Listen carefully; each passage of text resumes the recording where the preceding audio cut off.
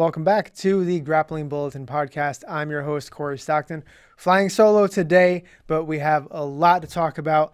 The IBJJF Pan Championships was this past weekend, loaded event, incredible results all the way from top to the bottom of the division, starting with the color belts who opened up the week on Tuesday, competed all the way through till Friday, and then of course the black belts took the mat on Saturday and Sunday, delivering amazing matches, excellent results. We're going to get through all of that, starting off with Nicholas Meregali. Nicholas Meregali won double gold at the IBJJF Pan Championships, taking the absolute title as well as the ultra heavyweight title. Not just the title victories, of course, for Meregali. He went 6 submissions in his 7 matches and won his final match in the absolute by a margin of 11 points to 2.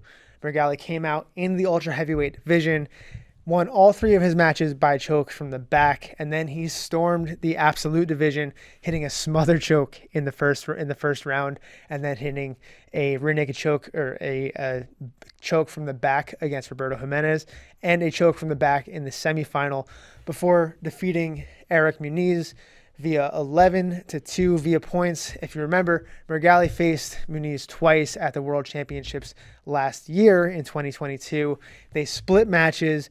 Muniz won the super heavyweight title, and Meregali came back to win the absolute. Both of those matches were fought by close margins, were won by close margins, 2-2 or on advantages. So an 11-2 victory shows a huge change, a huge elevation in the level of Nicholas Meregali. We caught up with Nicholas after his victory and got a chance to speak with him about what's changed, and we'll hear from him now.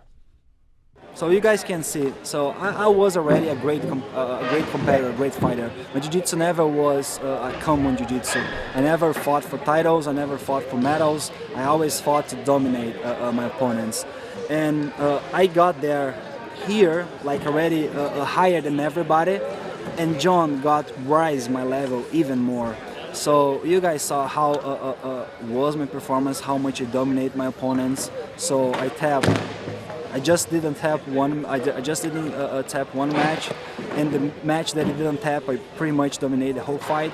So I'm excited to see the future, what we can build together, because John doesn't have a session there. So as I said, I made my camp with no-gi guys. They were incredible. Thanks so much, all the middleweight team. But there's the truth. So we are just starting to train in the gi, and I know we can build more champions there. And having John is something that words can't describe, like how special it is. Mateus Freitas in the comments there saying Ali Mao is on another level, and of course he credits a lot of that to John Danaher and the work he's done with Danaher since March of last year. This marks Meregali's his 7th and 8th major titles in the IBJJF, but only his 1st and 2nd ever Pans titles. Meregali only competed once previously at Pans in 2017, his rookie year at black belt, where he lost in the semis and in the quarters both to Leandro Lo. Of course, Meregali was not the only athlete to have whopping success at the Pan Championships. We talked a lot about Tainan Dalpera on the road to Pans, and Tainan, maybe not very surprising his turnout here. He had 3 matches on the weekend, won all 3. He won 2 of them by submission, including the final, and Tainan just put on a masterclass, no pun intended, a masterclass of back-taking abilities, back-taking skills. Of course, he just released his masterclass series on his back takes, and he wanted to show some of that. Let's take a look at Tainan's final performance here, some of his back-taking skills in the highlight from the final.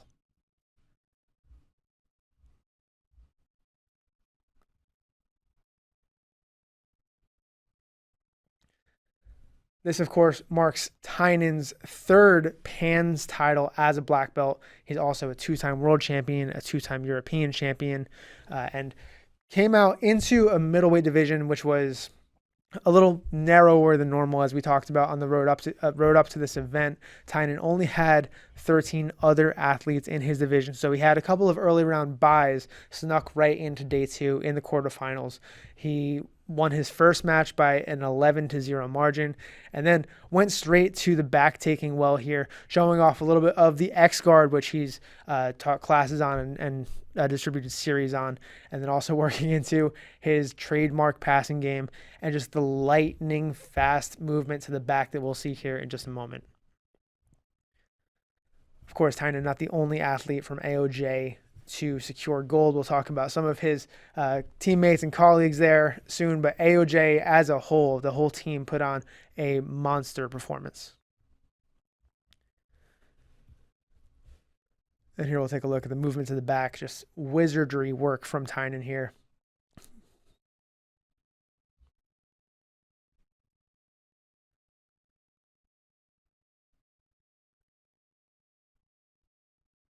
Tainan Dalper, of course, also one of the many athletes at Pans who had incredibly high submission rate. We just talked about Nicholas Meregali going 82% in his 6-for-7. Tainan 66% in his 2-for-3. But so many of the champion athletes, the gold medalists, won the majority of their matches by submission. We'll talk about more of them to come. But in the meantime, as this submission sets in, we're going to tee up. We heard from Tainan Dalper after his victory. He and Guy Mendez had a lot to say about Tainan's movement, Tainan's abilities, what Tainan is working to now, and his role in the AOJ system, the whole AOJ team's outing. Let's hear from Tainan and Guy Mendez now.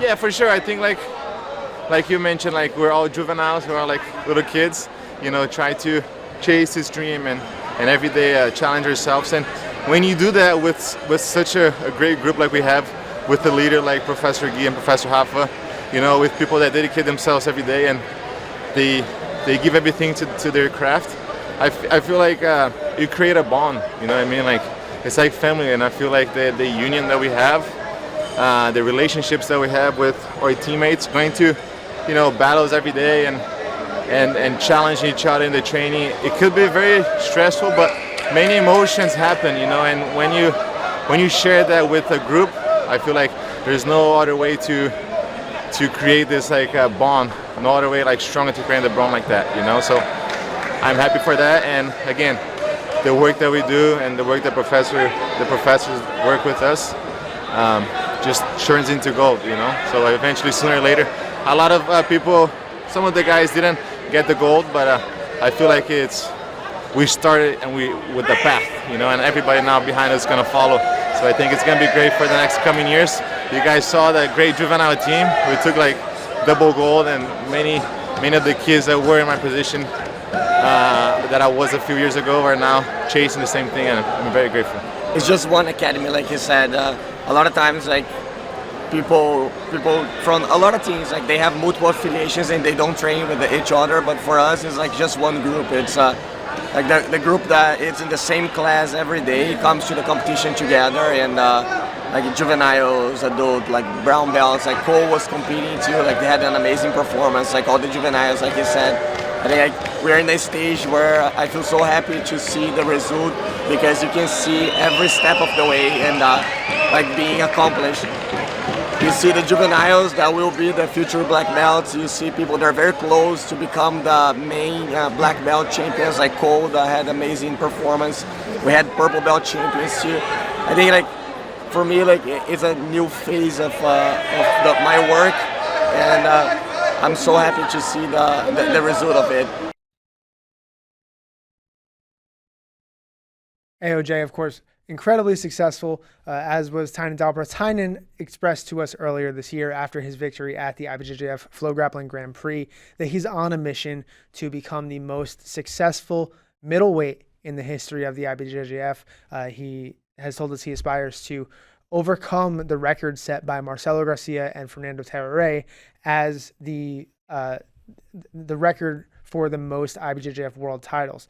In his way there, after earning his third Pans title, Tainan is now the most successful middleweight in the history of Pans. He has 3 titles. That's more than any other middleweight has ever achieved. Tainan now, by the way, 57-0 in IBJJF competition, now with a 72% submission rate after this weekend. We anticipate he will be following up at Worlds, seeking his third title on his run for what we expect is hoping to be 6. Speaking of dominant champions, Gabi Pessanha, of course, another double gold performance for the super heavyweight out of Rio de Janeiro, Brazil. Gabi Pessanha, with a double gold at Pans, earns her 7th consecutive double gold at an IBJJF major competition. Prior to Pans, she took double gold at Brasileiros 2021 and 22, Worlds 2021 and 22, Europeans 2022 and 2023, and now has her 7th consecutive with a double gold at Pans. That puts her on track to do a second Grand Slam this year. That's a feat that has never been done. So a double-double, back-to-back Grand Slams, back-to-back double Grand Slams. Gabi Pessanha already registered for Brasileiros, which is the 3rd stop in that 4-event streak. And then, of course, that all culminates at Worlds, where she could secure her 2nd consecutive double Grand Slam. Now, of course, a lot has to go right for Gabi in order to accomplish that. But she is overcoming some of what has stood in the way in the past. In the final at the Pan Championships in the Absolute Division, she defeated Ana Carolina Vieira. That's a really significant win for Gabi. Ana Carolina is the only person ever to beat her in IBJJF competition as a black belt. Ana Carolina defeated Gabi Pessanha at the Pan Championships in 2021 in the semifinal. That title was eventually won by Yara Soares. Since then, Gabi has won the super heavyweight and the absolute title at every single IBJJF major. Gabi looking to, of course, accomplish that Grand Slam. And she said earlier this year, she said at Euros that she's hoping to do so with a higher submission rate than she had in the previous year. If her season thus far is any indication, she has a 78% submission rate. She's getting near double what she did last year. Let's take a look at some of the highlights from the match between Gabi Pessanha and Ana Carolina Vieira, the women's absolute final at Pans.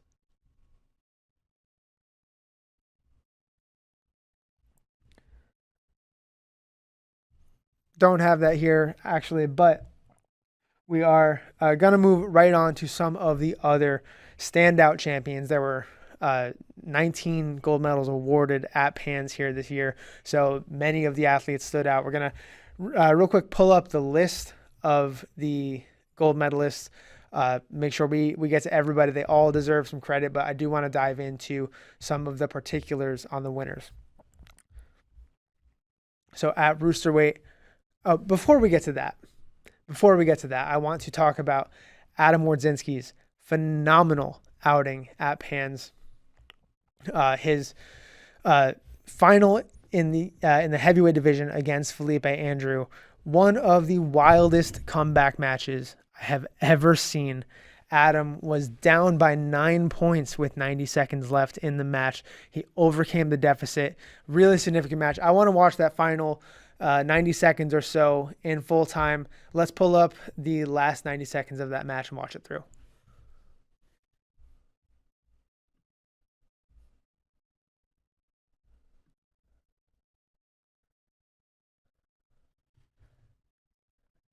D1A.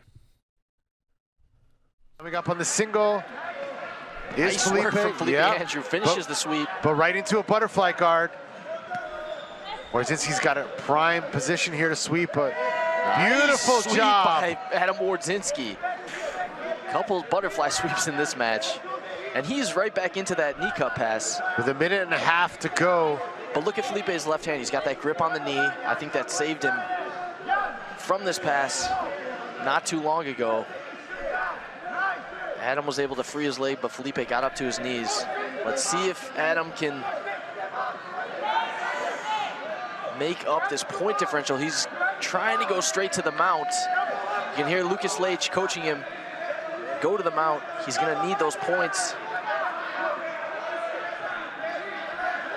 Putting the pressure on Felipe Andrew. But even mounting at this point, he has no choice but to go for submission. He cannot be content with that. The math just doesn't add up. He's got 47 seconds. He's trying to wedge his foot by bringing the opposite foot in. He's trying to get out. There he goes. And he goes to pass the He mount. gets the mount. Beautiful stuff from Adam Wardzinski. 3 for the pass, 4 for the mount. My math was incorrect. He's Yeah, going to tie it. He's is going to be all tied 11 up. to 30 11. seconds left. Oh my gosh, Adam Wardzinski just tied it up, 11 to 11, one advantage each. He can win this match, Danny O'Donnell. What a crazy end to this match. Adam Wardzinski was behind the whole time, uses those butterfly guard sweeps, passes right to the mount. It's 11 points apiece. 10 seconds left. Adam in mount. He needs to try to go for a submission. He's got the hand of the He's got the collar. He's cross-collar going grip. for the submission. He's going for it. Last seconds of the Let's see match. if he gets the advantage for it. What a match. Amazing. And he gets the advantage. Adam Wardzinski. Adam Wardzinski. Oh my goodness. Pulls off the incredible comeback. 11 points apiece. Gets the advantage for the cross-collar choke from the mount right at the very end. Adam Wardzinski is your 2023 Pan Heavyweight Champion. One of the best comebacks in a black belt final That was amazing. I've seen in a while.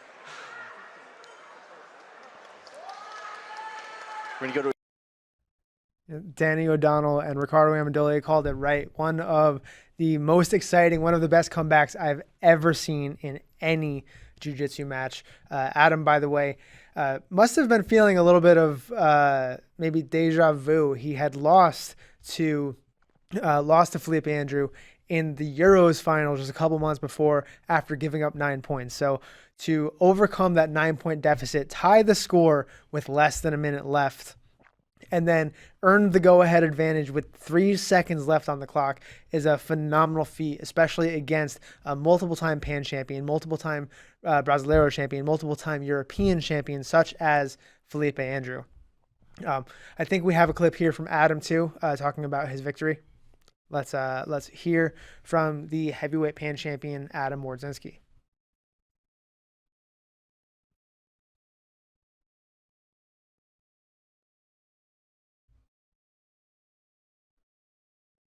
I said we will move right ahead and talk about the rest of the black belt winners here. Of course, as I mentioned before, there were 18 total medals, 19 total medals awarded. So I want to make sure everybody gets their share.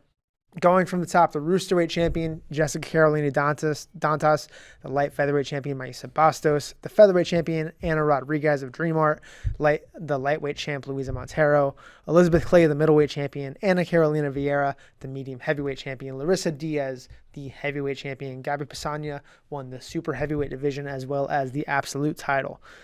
In the men's divisions, Zayed Al-Kathiri won the Roosterweight title, becoming the first ever Emirati Pans champion. Diogo Hayes, the Baby Shark, took the light featherweight title.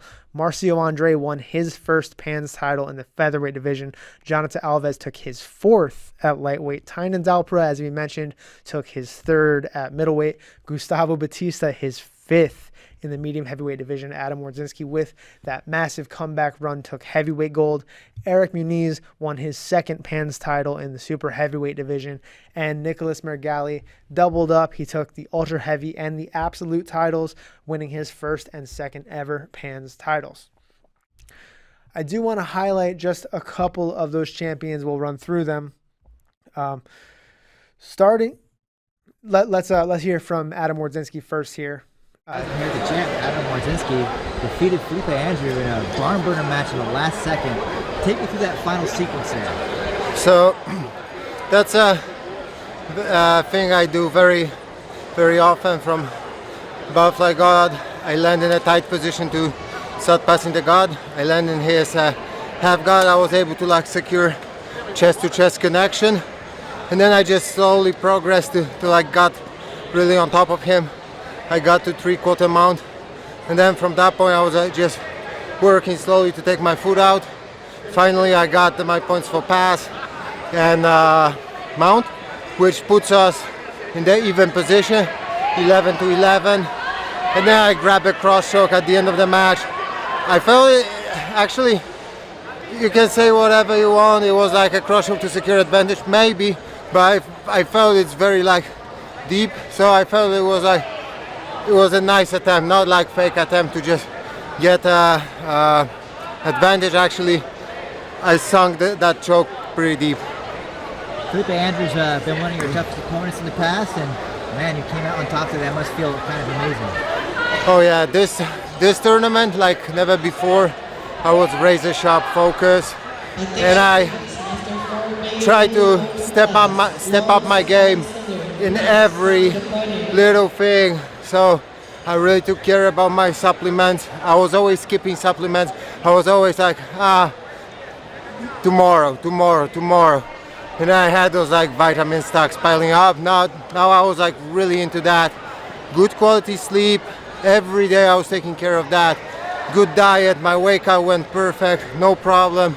Then training is always amazing in my hometown Poznan, and whenever I come to US it's also great. So I really felt like everything together works for me this day, and I felt amazing.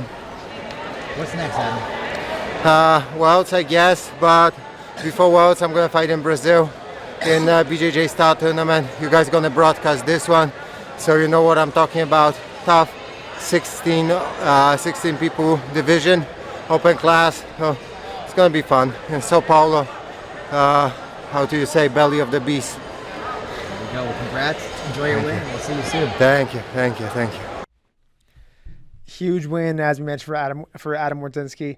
It's going to be amazing to see him come out at Worlds, and of course he teed up. We'll talk about it later, but BJJ Stars down in Brazil. Adam, one of the 16 monster names in that bracket. I do want to roll through real quick and sing some of the praises of the other champions in this division, starting with Ana Rodriguez. Ana Rodriguez, now a three-time Pan champion. She is one of the many in line for a Grand Slam this year. She bumped up after winning nearly everything last year at the light featherweight division. She bumped up to featherweight, where she's trying to do the same. Ana Rodriguez, of course, moving ahead at featherweight, looking dominant there, as is Maisa Bastos. Also on track for a Grand Slam after her win at Euros and Pans. This, I believe, is her third or fourth Pans title as well. So the light feather and featherweight divisions locked down by A-Rod and Maisa Bastos this year. That leaves open the roosterweight division for a relative newcomer, Jessica Carolini Dantas. Jessica had a breakout performance at Euros, followed that up with another breakout performance at Pans, submitting Duda Tozzoni on the way there. She's looking on track as well to complete the Grand Slam, which is something that she told us she is looking to do this year.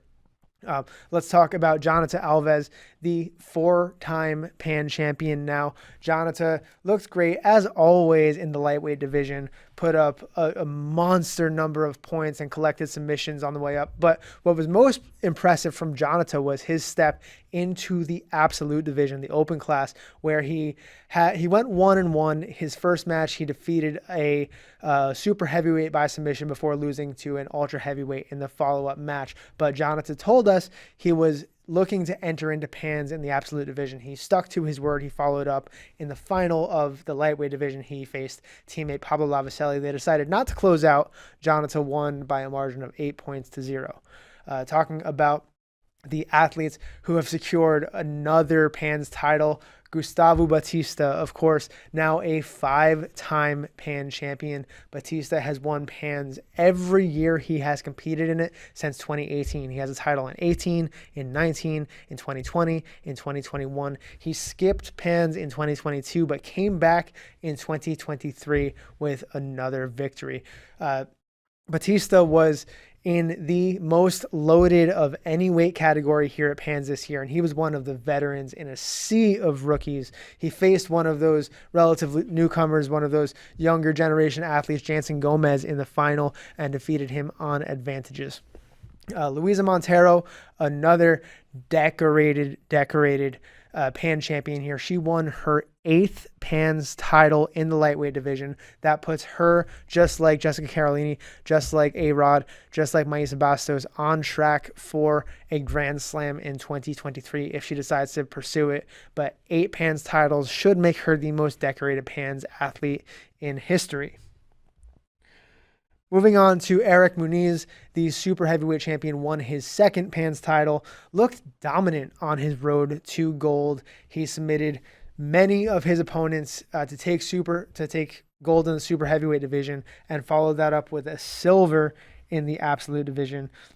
I think Eric had 6 matches. He submitted 2 of his 3 in the super heavyweight division, and another 2 of his 3 in the absolute category. So Eric on fire once again, looking to make a run at Worlds this year. Moving on, Diogo Reis, the Baby Shark, secured his first IBJJF major title in the lightweight division, defeating IBJJF 2021 world champion Diego Pato in the final. Diogo Reis put on another clinic of just wrestling and top game. The Baby Shark looking hungry as ever, moving into Brasileiros coming up next month and Worlds in May, at the end of May, beginning of June. Also, Ana Carolina Vieira, now a 2-time Pan champion, to double up on her, I believe it is 5 world titles. Ana Carolina came out and stormed the medium heavyweight division, and as we mentioned, took silver in the absolute category. Marcio Andre won the featherweight division here. That is his first IBJJF Pans title, and I would say probably the most significant IBJJF title he has earned thus far. It had been a little bit of a setback the last couple of years for Marcio. He hadn't hit an IBJJF major podium since Worlds 2019 when he took silver. So this bounce back in 2023 is a huge milestone for him. He's also a 3 or 4-time European champion. Larissa Diaz had another significant breakout in the heavyweight division. Larissa Diaz won Worlds in the heavyweight division back in 2022, but this follow-up at Pans puts her on the map. She had a submission in her 2-match day and ended up winning the final on points. Also want to give a major shout out to Elizabeth Clay. Elizabeth Clay, always so well known, so widely known as a nogi specialist, and for good reason. Liz Clay has 3 nogi Pans titles, 4 nogi worlds titles, but up until this weekend had not had a major black belt gi title to hang alongside them. That has changed. She defeated the 2023 European champion Thalita Silva in the final with a monster knee bar. We have that locked and loaded for you. It's an incredible submission. Let's take a look at that here. Been pretty much of a stalemate match, but Elizabeth Clay lives in that scramble, and when she forced Thalita to open up, she did not sleep on collecting that toe hold, transitioning it to a knee bar, and securing her very first IBJJF major black belt title in the gi. She looked elated coming off the podium.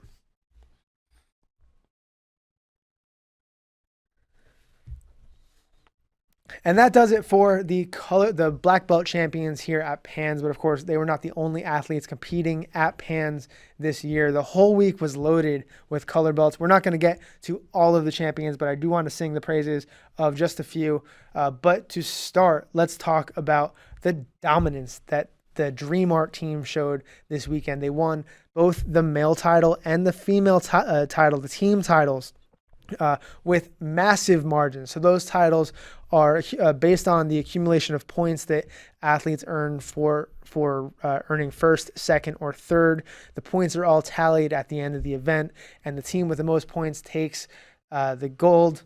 Well, Dream Art was supported by their color belts. Of course, a lot of the black belts helped them out there as well, but just to kind of tally off what they took home, at black belt, Dream Art received 2 gold, 3 silver, and 3 bronze. At brown belt, it was 5 gold, 3 silver, and 3 bronze. At purple belt, 7 gold, a silver, and a bronze. And at blue belt, 4 gold, 3 silver, and 4 bronze. Several of those athletes had exceptional performances, but I want to shout out, of course, Giovanna Jara, the brown belt female double gold champion here at Pans. She, as so many of these other athletes, is still on track now for a Grand Slam in 2023. She took double gold at Euros as well. had just another monster performance here at Pans, but she did look a little more challenged than we're used to seeing her. Giovanna is the kind of athlete that comes out and submits everybody she faces in the first 2 or 3 minutes. She had a couple matches that went the distance and even a couple matches that went to decision. So maybe finding a little bit more of a challenge at brown belt, but great to see that the level is rising to her. I'm excited to see what she has for the rest of the year. Also, Rafael Borges, the purple belt double gold champion, looks phenomenal. Several submissions on his day as well in a really loaded couple of brackets in both the middleweight and the absolute division. Want to give a shout out to Beatriz Gutierrez, the female double gold champion who won the lightweight and absolute division at purple belt. And of course, outside of Dream Art, several other athletes secured double gold or had great performances. For one, Nico Maglikic of Atos scored double gold in the brown belt division. That makes his third Pans gold at brown belt. He took a gold and a silver last year at Pans at brown belt, taking silver in the super heavyweight division before coming back and taking absolute. So now he is a 2-time absolute Pan champion at brown belt. Want to give another shout out, of course, to Cole Abate. Cole Abate made his IBJJF major brown belt debut. So he debuted his brown belt back at the LA Open, but this was the first major event that we got to see him compete as a brown belt. And Cole Abate, no surprise from the AOJ prodigy. Let's roll the highlight. Cole Abate had several submissions on his run to gold. I believe it was 5 matches. 4 of them ended in submission, and very reminiscent of what we saw from Tainan all weekend. Just magnet on his chest to his opponent's back, constantly moving, constantly looking to pursue a dominant position and looking for finishes from everywhere.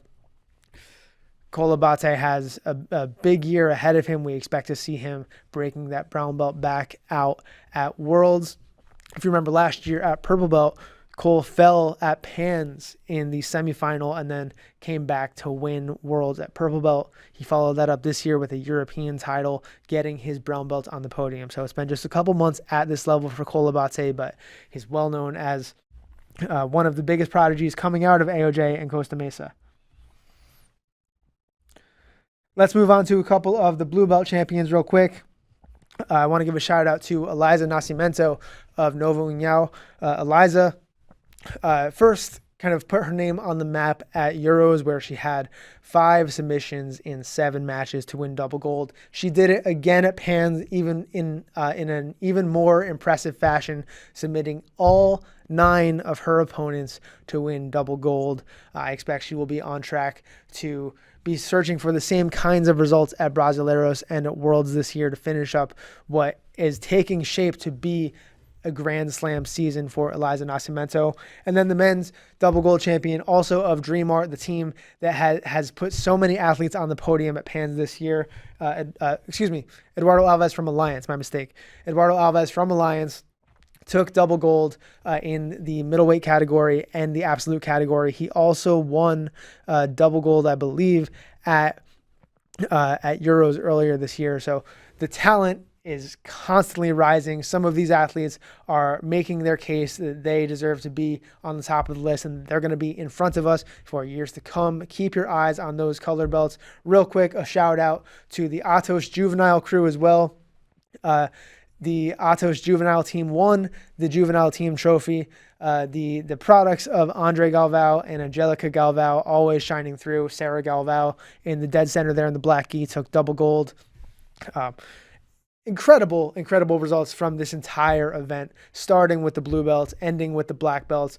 Some great novice action in there as well. You can go back and watch all of the matches, all of the behind the scenes, all access stuff. Find all of the results on FloGrappling in the Pans channel and the Pans hub. There's so much for you to see there and more to come. There's still footage that Trey, who's in the comments now, is sifting through, getting ready for some of the projects he's been working on. I can't wait to see what he's got. Moving on then to, as Adam Wardzinski so eloquently teed up for us, BJJ Stars.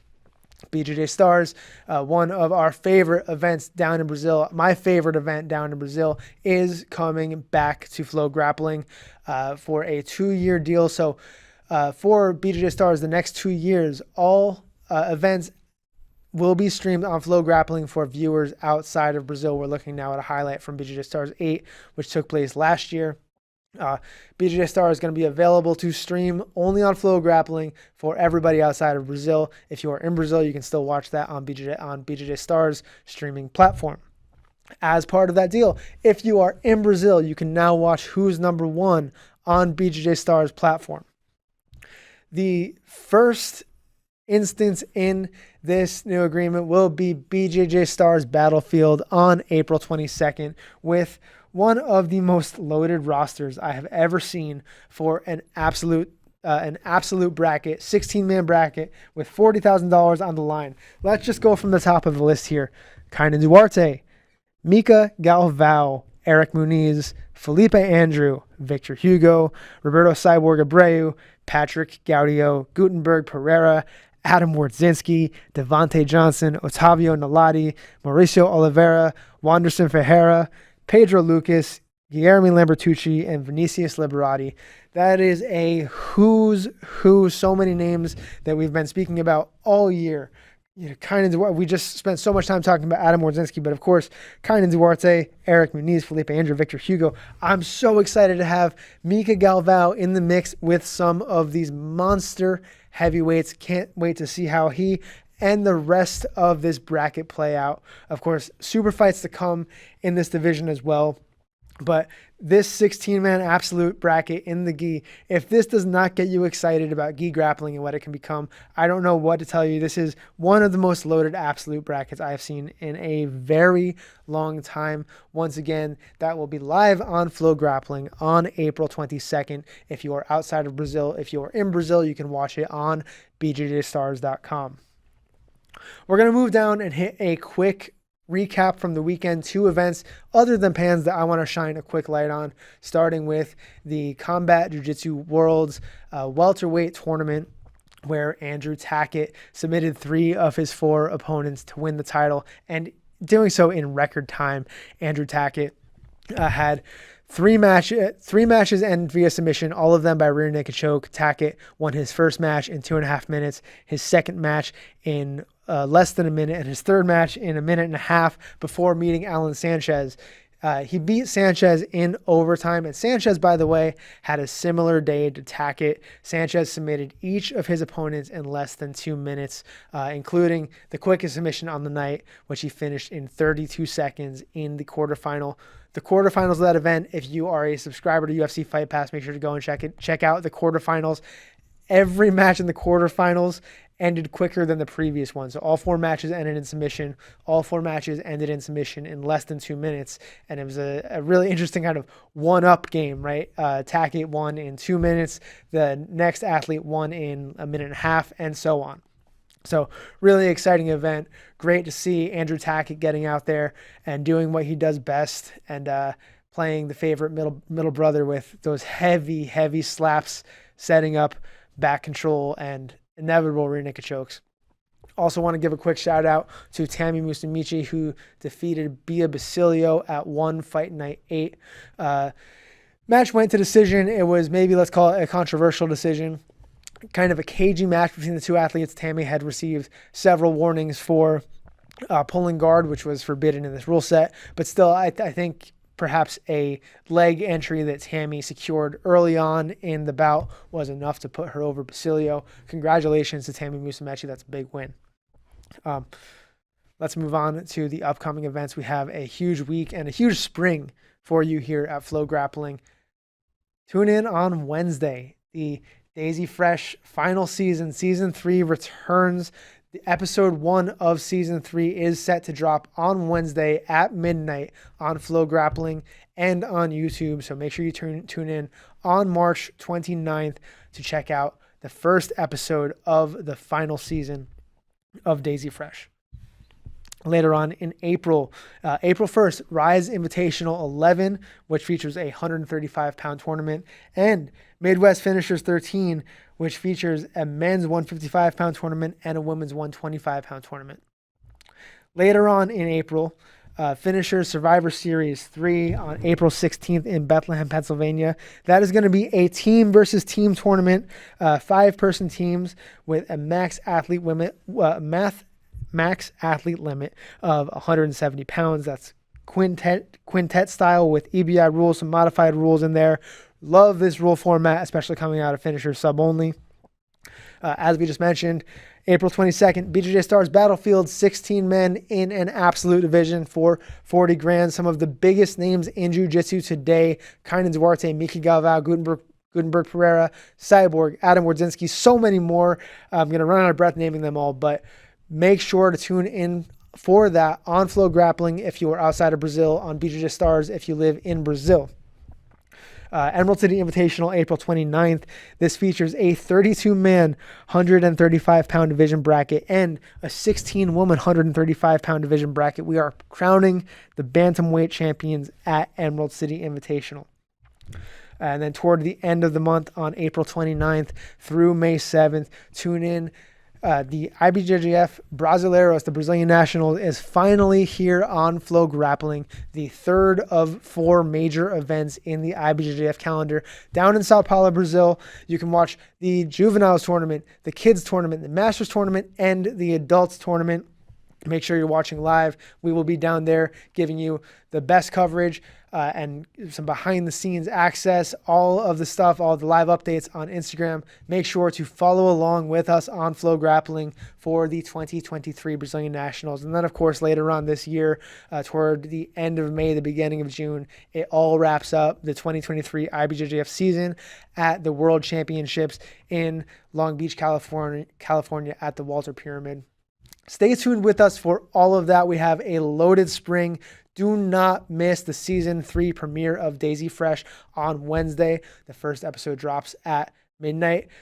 Connor will be back next week, so you don't have to listen to me speak for an hour. Make sure you tune in for that. Thank you all for watching. We will see you next Monday.